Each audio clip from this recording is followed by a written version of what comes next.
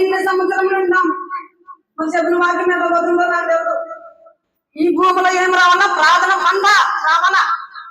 ప్రార్థన పండగ ప్రతిఫలం ఇచ్చే దేవుడు కదా. ఈ లోకం మీద పెద్ద పెద్ద భక్తులు ఉన్నారు, పెద్ద పెద్ద శాస్త్రవేత్తలు ఉన్నారు. మరి బైబుల్ ఏం నేర్పిస్తుంది లోకానికి? అందరు రక్షణలోకి రావాలని. రక్షణ పడిన తర్వాత బాప్తిసం పొందరాయి. బాప్తిసం తీసుకొని సాధిస్తాడు. బాప్తిసం తీసుకుంటే మనం చెప్పరాదు అట్లా. మీరు వాక్యం నిలబడతారు, బాప్తిసం పొందాలని పేర్లు పడాల. మన శోభమ్మ సునీలు బాప్తిసం తీసుకుంటే మనం తీసుకోవాల్సిన నీళ్ళు మనం చెప్పలేదు.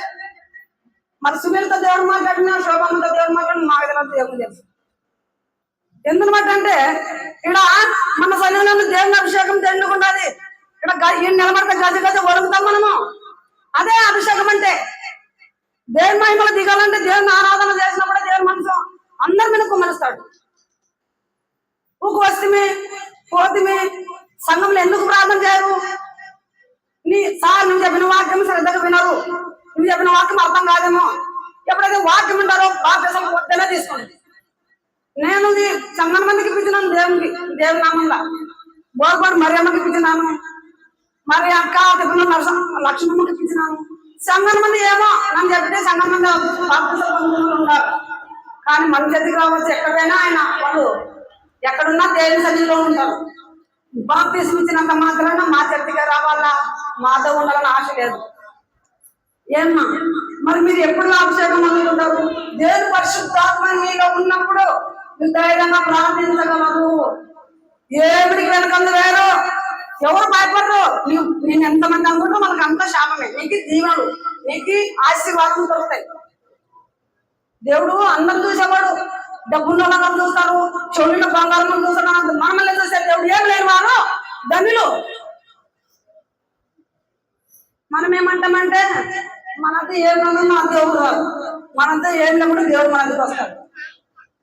వీధులైన మరి మేము ధన్యులను వాక్యం మనకు చెప్తాము. ఈ వాక్యము బాగా చెప్పినప్పుడు శ్రద్ధగా వినాలా, మన కడుపు నింపుకునాలా. ప్రార్థన చేసినప్పుడు ఎంతో సంతోషం ఉంటుంది, సమాధానం ఉంటుంది. మనం చెప్పుకుంటాం. ఈ కొత్త ప్రార్థన చేసినప్పుడు నేను ఎట్లా ఉంటాను. మనం చేసిన ప్రార్థన అర్పించి మన బిడ్డలు దీవించబడతారు. మన బిడ్డలు ఏమంటా ఫేర్ కావాలో పాస్ అయ్యకుండా పడతారు. అదే దేవుని కృప, దేవుని కాపాడాలి మన బిడ్డలు. మరి ఇలాంటి వల్ల మనము పొందుకున్నాలా. దేవుని సన్నిధిలో వచ్చి కూర్చోరాదు. నాకు ఇవే నాకు చెప్పాలనిపిస్తాను.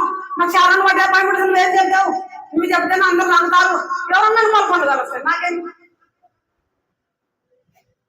ఎవరు కలబడన్నాను. దేవుని మాట ఒకటంటే చెప్తాను. దేవుడు నాకు ఇచ్చిన జ్ఞానం కొద్ది మాట్లాడగలను. సత్యాన్ని చెప్తాను. నేను నువ్వేం చెప్తావు లేదు ఇంటి కడిపోయినా మాట్లాడుతున్నా అతని. ఈ చీర తెచ్చినాము ఎవరంటే చిన్న దొంగనము